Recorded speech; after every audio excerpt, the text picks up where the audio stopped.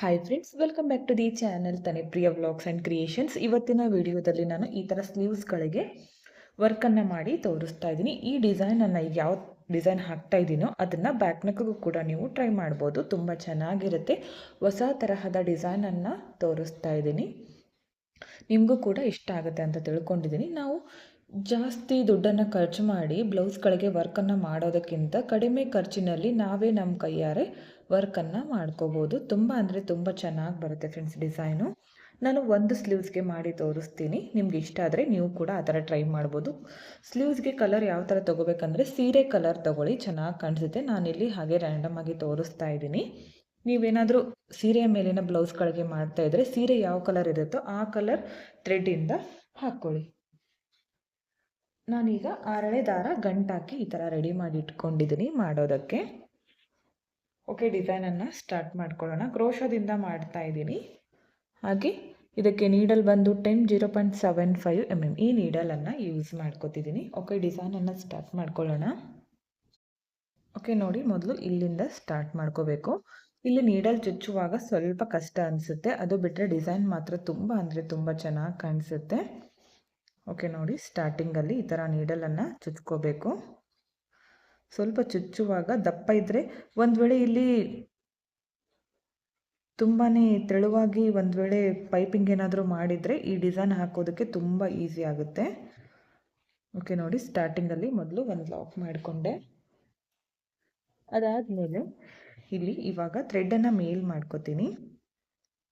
3 mm ಇರುವಂತಹ ಚಿಕ್ಕ ಬೀಡ್ಸನ್ನು ತಗೊಂಡಿದ್ದೀನಿ, ಈ ಥರ ಗೋಲ್ಡ್ ಕಲರ್ ಬೀಡು. ಈ ಬೀಡನ್ನು ಹಾಕ್ತಾ ಇದ್ದೀನಿ. ಬೀಡ್ ಹಾಕಿ ಪಕ್ಕದಲ್ಲೇ ಎಲ್ಲಿಗೆ ಬರುತ್ತೋ ನೋಡಿಕೊಂಡು ಈ ಥರ ನೀಡಲ್ನ ಚುಚ್ಚಿ ದಾರ ತಂದು ಲಾಕ್ ಮಾಡ್ಕೊಳ್ಳಿ. ಬೀಡೇನು ಲಾಕ್ ಮಾಡೋದು ಬೇಡ, ಡೈರೆಕ್ಟಾಗಿ ಬ್ಲೌಸ್ಗೆ ಮಾಡ್ಕೊತಿದ್ದೀನಿ. ಮತ್ತು ಇಲ್ಲಿಂದ ಥ್ರೆಡನ್ನು ಮೇಲ್ ಮಾಡಿಕೊಂಡು ಮತ್ತೆ ಒಂದು ಬೀಡನ್ನು ಹಾಕ್ತೀನಿ. ಇದು ಕೂಡ ಪಕ್ಕದಲ್ಲೇ ಈ ಥರ ನೀಡಲನ್ನು ಚುಚ್ಚಿ ದಾರ ತಂದು ಲಾಕ್ ಮಾಡ್ಕೋತೀನಿ. ಈ ಥರ ಬೀಡನ್ನು ಹಾಕಬೇಕು ಮೊದಲು. ಮತ್ತು ಇಲ್ಲಿಂದ ಥ್ರೆಡನ್ನು ಮೇಲ್ ಮಾಡಿಕೊಂಡು ಮತ್ತೆ ಒಂದು ಬೀಡನ್ನು ಹಾಕ್ತೀನಿ. ಬೀಡ್ ಹಾಕ್ಕೊಂಡು ನೀಡಲ್ ಚುಚ್ಚಿ ದಾರ ತಂದು ಲಾಕ್ ಮಾಡ್ಕೊಳ್ಳಿ. ಮತ್ತೆ ಥ್ರೆಡನ್ನು ಮೇಲ್ ಮಾಡ್ಕೋತೀನಿ, ಬೀಡನ್ನು ಹಾಕ್ತೀನಿ. ಟೋಟಲ್ ಇಲ್ಲಿ ಮೊದಲು 4 ಬೀಡ್ಸ್ಗಳನ್ನು ಹಾಕ್ತಾ ಇದ್ದೀನಿ. ಇಲ್ಲಿ ಬೀಡ್ಸ್ ಇದೆಯಲ್ಲ, ಕಲರ್ ಹೋಗದೇ ಇರೋ ಬೀಡ್ಸ್ಗಳನ್ನು ಯೂಸ್ ಮಾಡಿ. ಓಕೆ, 4 ಬೀಡ್ ಕಂಪ್ಲೀಟ್ ಆದಮೇಲೆ 3 ಚೈನ್ ಹಾಕ್ತೀನಿ. ಇದನ್ನು ಸ್ಟ್ರೇಟಾಗಿ ನೋಡ್ಕೊಳ್ಳಿ, ಎಲ್ಲಿಗೆ ಬರುತ್ತೋ ಅಲ್ಲಿಗೆ ಕರೆಕ್ಟಾಗಿ ಇಟ್ಕೊಂಡು ಲಾಕ್ ಮಾಡ್ಕೋಬೇಕು. ಅದಾದಮೇಲೆ 5 ಚೈನ್ ಹಾಕ್ತೀನಿ. 3 ಚೈನ್ ಆದಮೇಲೆ 5 ಚೈನ್ ಹಾಕಿ ಸ್ವಲ್ಪ ಒಳಗಡೆಗೆ ಲಾಕ್ ಮಾಡ್ಕೋತೀನಿ. ಜಾಸ್ತಿ ಏನು ಬೇಡ, ಒಂದು ಸ್ವಲ್ಪ ಒಳಗಡೆಗೆ ಮಾಡ್ಕೊಳ್ಳಿ. ಅದಾದಮೇಲೆ ಮತ್ತೆ 3 ಚೈನ್ಸ್, ಇದನ್ನು ಸ್ಟ್ರೇಟಾಗಿ ಇಟ್ಕೊಂಡು ಲಾಕ್ ಮಾಡ್ಕೋತೀನಿ. 5 ಚೈನ್ ಅಕ್ಕಪಕ್ಕ 3 ಚೈನ್ ಬರಲಿ. ಈಗ ಥ್ರೆಡನ್ನು ಮೇಲ್ ಮಾಡಿಕೊಂಡು ಮತ್ತೆ ಬೀಡನ್ನು ಆ್ಯಡ್ ಮಾಡ್ತೀನಿ. ಬೀಡ್ ಹಾಕಿ ಪಕ್ಕದಲ್ಲೇ ಲಾಕ್ ಮಾಡ್ಕೊಳ್ಳಿ. ಇಲ್ಲೂ ಕೂಡ ಇವಾಗ ಈ ಥರ ನಾನು 4 ಬೀಡ್ಗಳನ್ನು ಹಾಕ್ತೀನಿ. ಓಕೆ ನೋಡಿ, ಇದು ಇಲ್ಲಿ ಆರ್ಚ್ ಮಾಡೋದಕ್ಕೆ.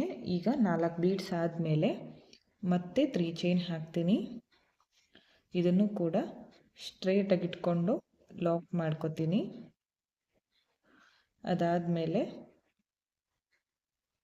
5 ಚೈನ್ಸ್, ಸ್ಟ್ರೇಟಾಗಿ ಬೇಡ, ಸ್ವಲ್ಪ ಒಳಗಡೆಗೆ ಲಾಕ್ ಮಾಡ್ಕೋತೀನಿ.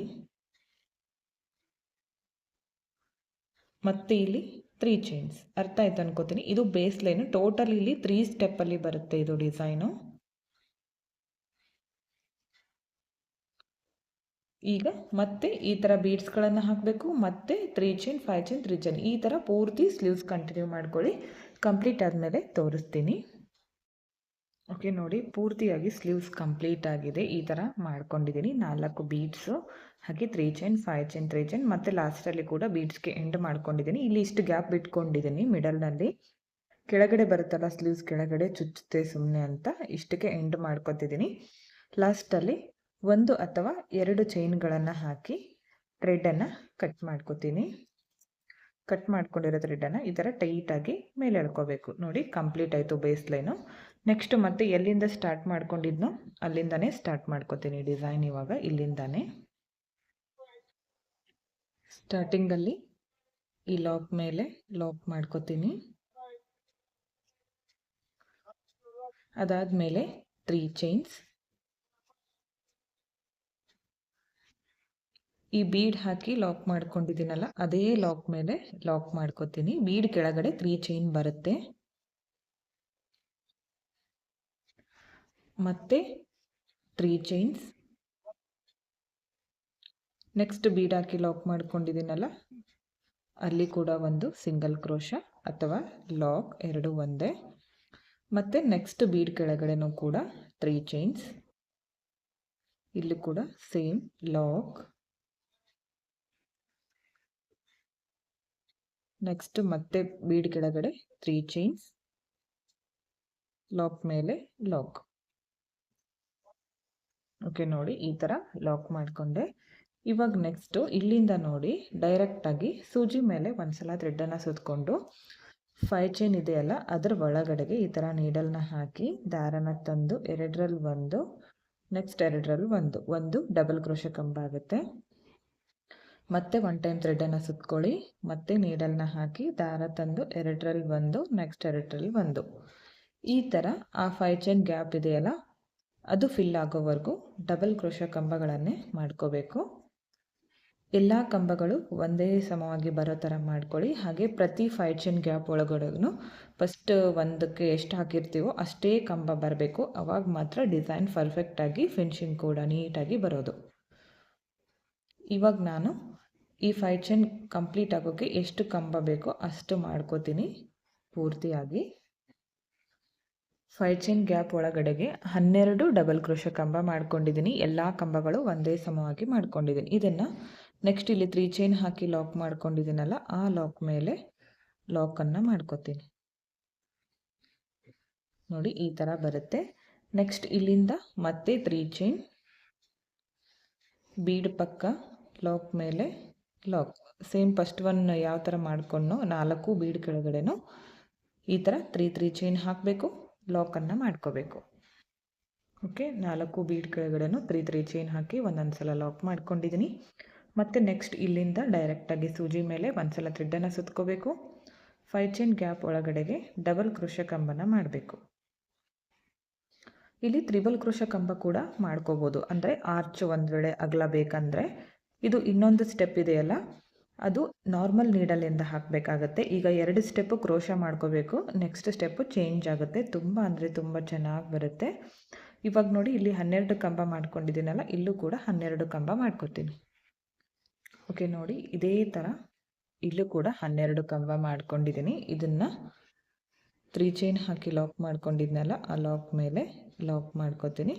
ನೆಕ್ಸ್ಟ್ ಮತ್ತೆ ಸೇಮ್ ಪ್ರೊಸೀಜರ್, 3 ಚೈನ್ ಹಾಕಬೇಕು. ಈ ಬೀಡ್ ಕೆಳಗಡೆ 3 ಚೈನ್ ಬರುತ್ತೆ, ಅದನ್ನು ಎಲ್ಲಿ ಲಾಕ್ ಮಾಡ್ಕೊಂಡಿದ್ನೋ ಅಲ್ಲಿ ಲಾಕನ್ನು ಮಾಡ್ಕೋತೀನಿ. ಈ ಥರ ಪೂರ್ತಿಯಾಗಿ ಸ್ಲೀವ್ಸ್ ಕಂಟಿನ್ಯೂ ಮಾಡ್ಕೊಳ್ಳಿ. ನೆಕ್ಸ್ಟ್ ಏನು ಮಾಡಬೇಕಂತ ತೋರಿಸ್ತೀನಿ.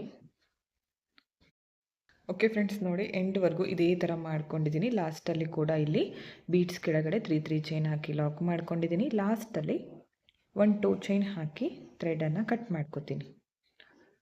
ಕಟ್ ಮಾಡ್ಕೊಂಡಿರೋ ಥ್ರೆಡನ್ನು ಟೈಟಾಗಿ ಮೇಲೆ ಎಳ್ಕೊಳ್ಳಿ. ಈ ಎಕ್ಸ್ಟ್ರಾ ಥ್ರೆಡ್ ಇದೆಯಲ್ಲ ಇದನ್ನು ಗಮ್ ಹಚ್ಚಿ ಬ್ಯಾಕ್ ಸೈಡ್ಗೆ ಅಟ್ಯಾಚ್ ಮಾಡ್ಕೊಂಡ್ಬಿಡಿ. ನಿಮಗೆ ಇಷ್ಟೇ ಸಾಕು, ಇಷ್ಟೇ ಚೆನ್ನಾಗಿ ಕಾಣಿಸುತ್ತೆ ಸಿಂಪಲ್ಲಾಗಿ ಅಂದರೆ ಇಷ್ಟೇ ಬಿಟ್ಕೋಬೋದು. ಈಗ ನೆಕ್ಸ್ಟ್ ತೋರಿಸ್ತೀನಲ್ಲ ಅದು ಬೇಕಿದ್ದರೆ ಕಂಟಿನ್ಯೂ ಮಾಡ್ಕೊಳ್ಳಿ. ಓಕೆ ನೋಡಿ, ನೆಕ್ಸ್ಟು ಈಗ ಯಾವ ಕಲರ್ ಆರ್ಚ್ ಮಾಡ್ಕೊಂಡಿರ್ತೀವೋ ಅದೇ ಕಲರ್ ಕಾಟನ್ ಥ್ರೆಡನ್ನು 2 ಎಳೆ ಪೋಣಿಸ್ಕೊಳ್ಳಿ ನಾರ್ಮಲ್ ನೀಡಲ್ಗೆ. ಲಾಸ್ಟಲ್ಲಿ 1 ಗಂಟು ಹಾಕಿಟ್ಕೊಳ್ಳಿ.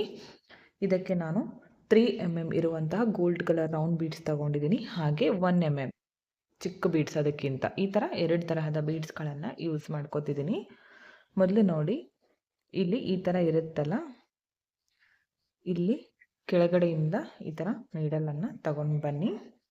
ಇಲ್ಲಿ ಒಂದು 2-3 ಸಲ ಈ ಥರ ಮಾಡ್ಕೋಬೇಕಾಗತ್ತೆ, ಯಾಕಂದರೆ ಬಿಚ್ಕೊಂಡು ಬಿಡುತ್ತೆ. ಅದಕ್ಕೋಸ್ಕರ ಈ ಥರ ಮಾಡ್ಕೊಳ್ಳಿ.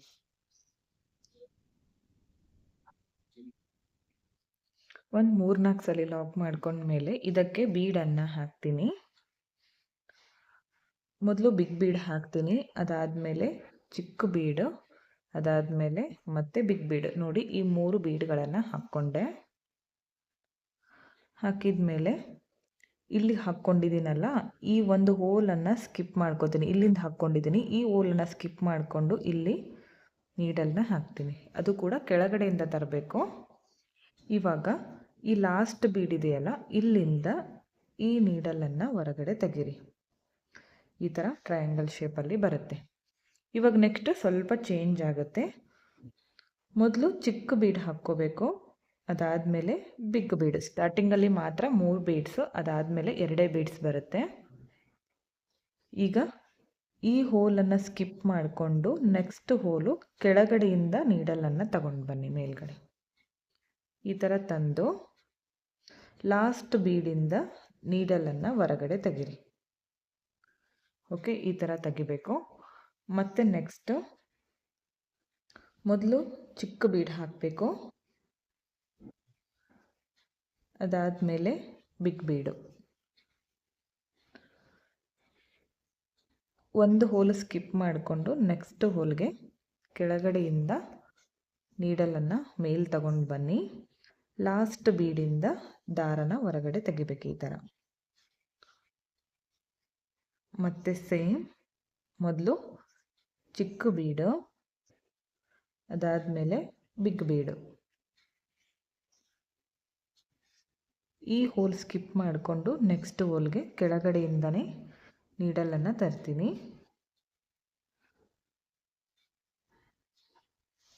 ಮೇಲ್ಗಡೆಯಿಂದ ಈ ಲಾಸ್ಟ್ ಬೀಡಿಂದ ದಾರನ ಹೊರಗಡೆ ತೆಗಿಬೇಕು. ಮತ್ತು ಮೊದಲು ಒಂದು ಚಿಕ್ಕ ಬೀಡು, ಅದಾದಮೇಲೆ ಬಿಗ್ ಬೀಡು. ಈ ಹೋಲ್ ಸ್ಕಿಪ್ ಮಾಡಿಕೊಂಡು ಒಂದು ಹೋಲ್ ಸ್ಕಿಪ್ ಮಾಡಿ ನೆಕ್ಸ್ಟ್ ಹೋಲ್ಗೆ ಕೆಳಗಡೆಯಿಂದ ತಗೊಂಡು ಬನ್ನಿ. ಮತ್ತು ಲಾಸ್ಟ್ ಬೀಡಿಂದ ದಾರನ ಹೊರಗಡೆ ತೆಗಿಬೇಕು. ಇನ್ನೊಂದು ಬರುತ್ತೆ,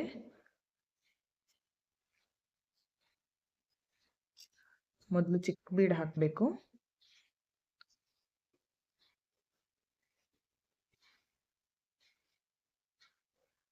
ಈಗ ಒಂದು ಹೋಲ್ ಸ್ಕಿಪ್ ಮಾಡಿಕೊಂಡು ಎಂಡಲ್ಲಿ ಮಾಡ್ಕೊತಿದ್ದೀನಿ.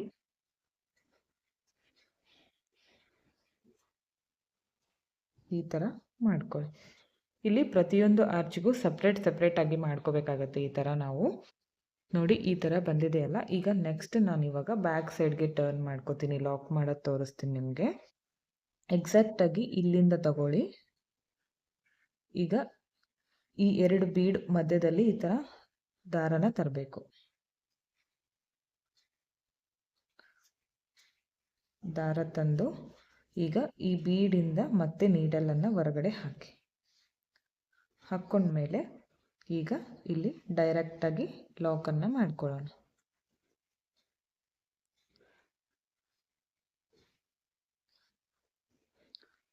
ಈ ಥರ ಲಾಕ್ ಮಾಡಿಕೊಂಡು ಥ್ರೆಡ್ಡನ್ನು ಕಟ್ ಮಾಡ್ಕೋತೀನಿ. ನೋಡಿ, ಈ ಥರ ಬರುತ್ತೆ. ತುಂಬ ಅಂದರೆ ತುಂಬ ಚೆನ್ನಾಗಿ ಕಾಣಿಸುತ್ತೆ. ಈ ಥರ ಪ್ರತಿಯೊಂದು ಆರ್ಚ್ಗೂ ನಾನು ಬೀಡ್ಸ್ಗಳನ್ನು ಹಾಕ್ತೀನಿ. ಹಾಕಿದ ಮೇಲೆ ತೋರಿಸ್ತೀನಿ. ಈ ಥರ ನೀವು 2 ಸ್ಲೀವ್ಸ್ಗಳಿಗೂ ಮಾಡಿಕೊಂಡು ಹಾಕ್ಕೊಳ್ಳಿ, ಎಷ್ಟು ಗ್ರ್ಯಾಂಡಾಗಿ ಕಾಣಿಸುತ್ತೆ. ಎಲ್ಲರೂ ಕೂಡ ಹೇಳ್ತಾರೆ ಎಷ್ಟು ಚೆನ್ನಾಗಿ ಬಂದಿದೆ ಅಂತ. ನೀವೇ ನಿಮ್ಮ ಕೈಯಾರೆ ಸಿಂಪಲ್ಲಾಗಿ 2 ಸ್ಲೀವ್ಸು ಸೇರಿದರೆ 1 ಅವರಲ್ಲಿ ಕಂಪ್ಲೀಟ್ ಆಗುತ್ತೆ. ತುಂಬ ಅಂದರೆ ತುಂಬ ಚೆನ್ನಾಗಿ ಬರುತ್ತೆ. ನಾನು ಕಂಪ್ಲೀಟ್ ಆದಮೇಲೆ ತೋರಿಸ್ತೀನಿ ಯಾವ ಥರ ಬಂದಿದೆ ಫೈನಲ್ ಲುಕ್ ಅಂತ. ಓಕೆ ಫ್ರೆಂಡ್ಸ್, ನೋಡಿ ಎಲ್ಲ ಆರ್ಚ್ಗಳಿಗೂ ಈ ಥರ ಬೀಡ್ಸ್ಗಳನ್ನು ಹಾಕಿದ್ದೀನಿ. ತುಂಬ ಅಂದರೆ ತುಂಬ ಚೆನ್ನಾಗಿ ಕಾಣಿಸ್ತಾ ಇತ್ತು, ನೀವೇ ನೋಡ್ತಾ ಇರ್ಬೋದು. ಇದನ್ನು ವಿಡಿಯೋದಲ್ಲಿ ನೋಡೋದಕ್ಕಿಂತ ಎದುರುಗಡೆ ನೋಡಲಿಕ್ಕೆ ತುಂಬಾ ಗ್ರ್ಯಾಂಡಾಗಿ ಕಾಣಿಸ್ತಾ ಇತ್ತು. ಇಲ್ಲಿ ನೀವು ಕಲರ್ ಕಾಂಬಿನೇಷನ್ ನೋಡಿ ಮಾಡ್ಕೊಳ್ಳಿ. ಸೀರೆ ಕಲರ್ ಮಾಡ್ಕೋಬೋದು, ಇಲ್ಲಾಂದರೆ ಬ್ಲೌಸಲ್ಲಿ ಇರುವಂತಹ ಯಾವುದಾದ್ರೂ ಕಲರನ್ನು ಯೂಸ್ ಮಾಡಿ ಮಾಡ್ಕೋಬೋದು. ತುಂಬ ಅಂದರೆ ತುಂಬ ಗ್ರ್ಯಾಂಡಾಗಿ ಕಾಣಿಸುತ್ತೆ ಫ್ರೆಂಡ್ಸ್. 1 ಅವರಲ್ಲಿ 2 ಸ್ಲೀವ್ಸ್ಗಳು ಕಂಪ್ಲೀಟ್ ಆಗುತ್ತೆ. ಜಾಸ್ತಿ ಸಾವಿರಾರು ರೂಪಾಯಿ ಖರ್ಚುಗಳನ್ನು ಮಾಡಿಕೊಂಡು ಮಾಡೋದಕ್ಕಿಂತ ನಾವೇ ನಮ್ಮ ಕೈಯಾರೆ ಬ್ಲೌಸ್ಗಳಿಗೆ ಗ್ರ್ಯಾಂಡಾಗಿ ವರ್ಕನ್ನು ಮಾಡ್ಕೋಬೋದು. ತುಂಬ ಚೆನ್ನಾಗಿ ಕಾಣಿಸ್ತಾ ಇತ್ತು. ನಿಮಗೂ ಕೂಡ ಇಷ್ಟ ಆಯಿತು ಅನ್ಕೋತೀನಿ. ಇಷ್ಟ ಆಗಿದರೆ ಒಂದು ಲೈಕ್ ಮಾಡಿ, ಹಾಗೆ ಫ್ರೆಂಡ್ಸ್ಗಳಿಗೆ ಶೇರ್ ಮಾಡಿ. ವಿಡಿಯೋನ ಸಬ್ಸ್ಕ್ರೈಬ್ ಮಾಡ್ಕೊಳ್ದೆ ನೋಡ್ತಾ ಇದ್ದರೆ ಪ್ಲೀಸ್ ಚಾನಲ್ನ ಸಬ್ಸ್ಕ್ರೈಬ್ ಮಾಡ್ಕೊಳ್ಳಿ. ಪಕ್ಕದಲ್ಲಿರೋ ಬೆಲ್ ಐಕನ್ನ ಕ್ಲಿಕ್ ಮಾಡಿ ಆಲ್ ಅನ್ನೋ ಆಪ್ಷನ್ನ ಸೆಲೆಕ್ಟ್ ಮಾಡಿಕೊಂಡ್ರೆ ನಾನು ವಿಡಿಯೋ ಹಾಕಿದ ತಕ್ಷಣ ಮೊದಲು ನಿಮಗೆ ನೋಟಿಫಿಕೇಷನ್ ಬಂದು ತಲುಪುತ್ತೆ.